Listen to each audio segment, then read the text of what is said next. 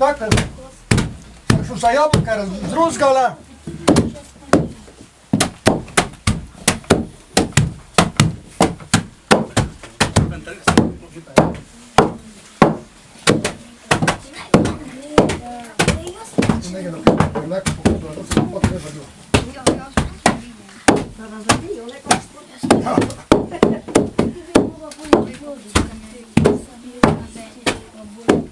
Tamo se tu tako natuklo, tam so pa napraši take obroče. In tam se je nastavilo tu, tu je pa prešpan.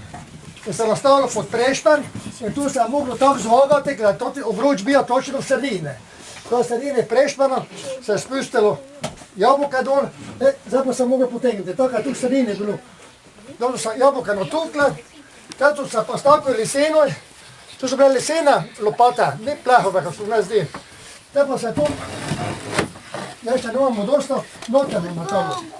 Odle pa, to je bil toti obroč pun.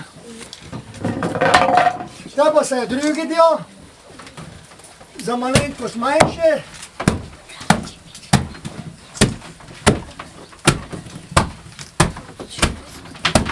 Za malenkost manjše, da se toti napunom. Pa se stalo manjše in manjše delo, da se tako naredili eno piramido. Treba so se dali tote vrata gor, odle pa toti vogliči gor križ kraž, mi pravimo pajice, te pa sta dva gomila, da je toti prešven začel stiskavati jabolke. Te pa je začelo teči. To bodo videli pozneje, Pozneje, da bo ta nazaj prišli. da te nazaj prišli.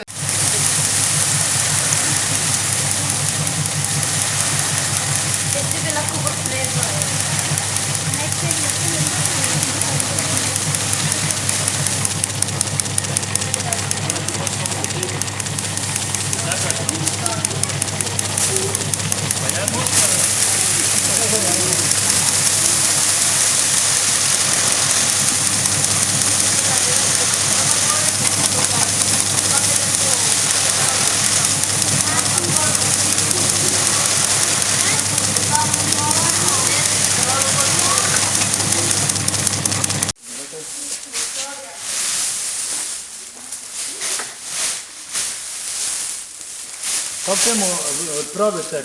Grabla? Grable. Mi pa smo pravili kampi. Ja, ali pa glavnike, samo. Tako, tako. Odlično.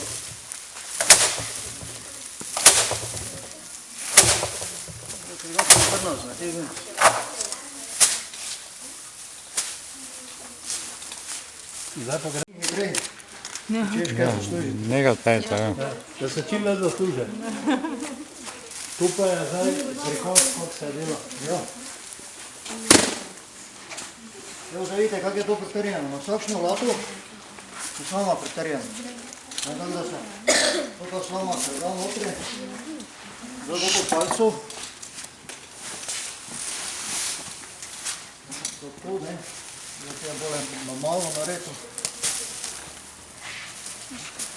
Zdaj je to ta deska s kakšnimi rebri, da se to lepo gora vna tako.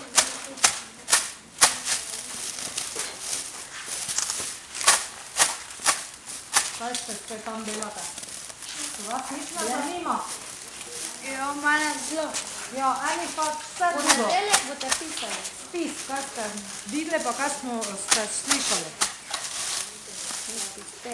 Pa test, pa vse. Če vam ne da kaj šlo, samo meni napište. Jaz sem tako, kako Bog vse ve.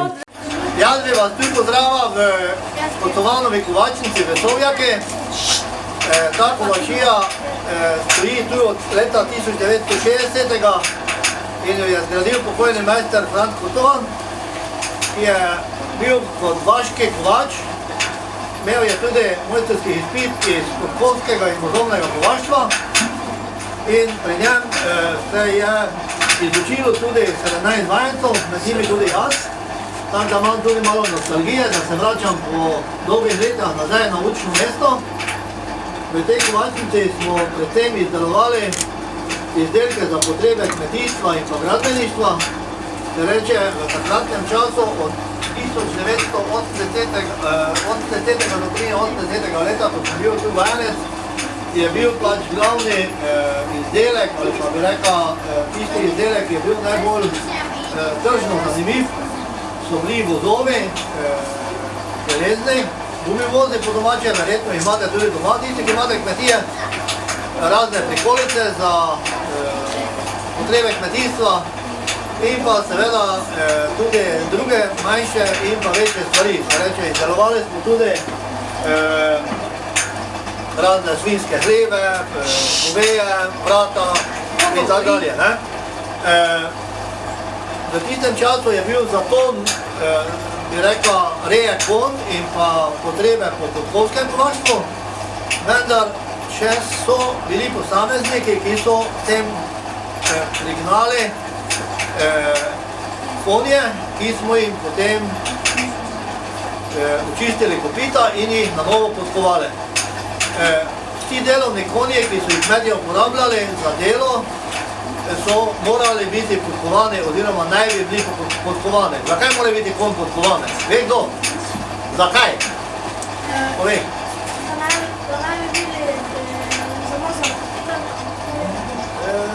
Nekaj za to, da ne bi imeli umazani kopit, ampak...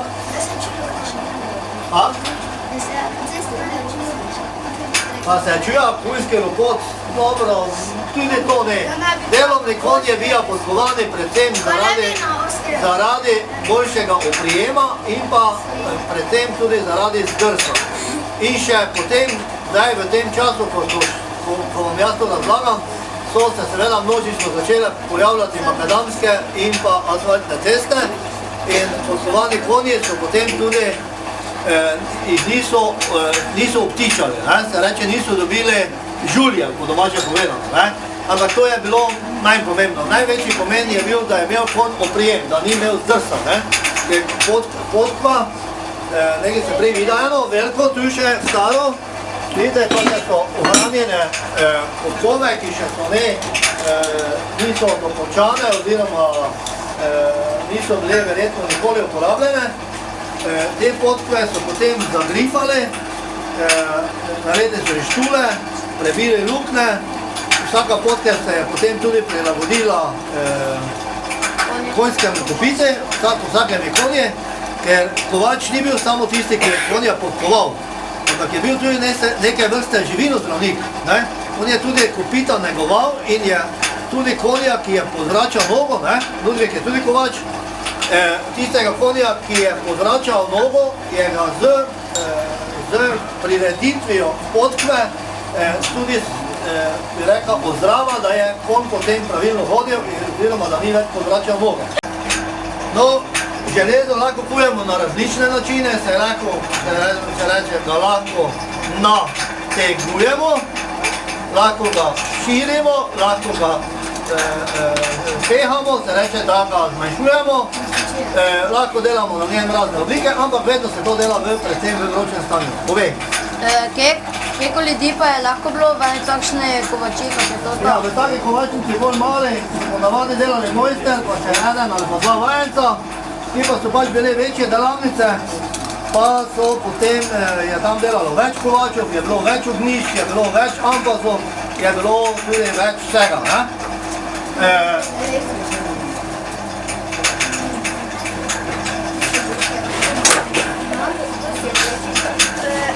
Vprašanje imam. Tak, zdaj pa imamo bolj vroče železo, pa bomo vzeli, za bolj vroče železo bomo vzeli bolj veliko kladivo, pa bomo bolj udarili,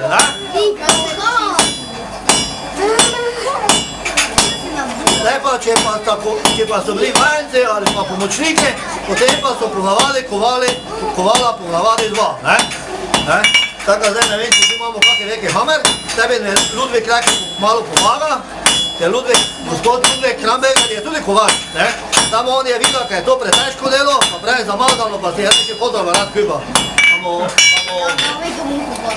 Bomo, mislim, kako bi rekel, nekamo boljše gre, ne bi ga užala, ampak pa malo je že stari, tako ne mre več tak, moglo biti, ampak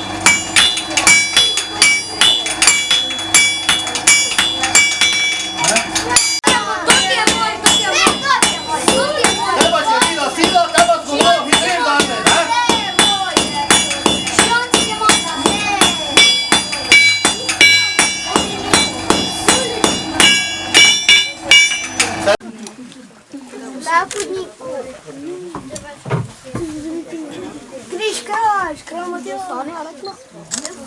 Ene, kaj pa zdaj delata?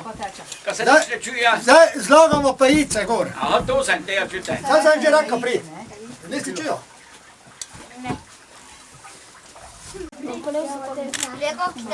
Neverjetno. Tako, zdaj smo tu zaužili. Zdaj bomo dali slamenjo gor. Tu pa se reče sleman. Sleme gore, vidite. Tu pa Zdaj pa zdaj. dva tam želato. Kjero smer? To vidio. Desno. Desno. Tak, ja. Dobro. Tak je dobro. Zdaj pa če lahko malo otroce tu grete, malo.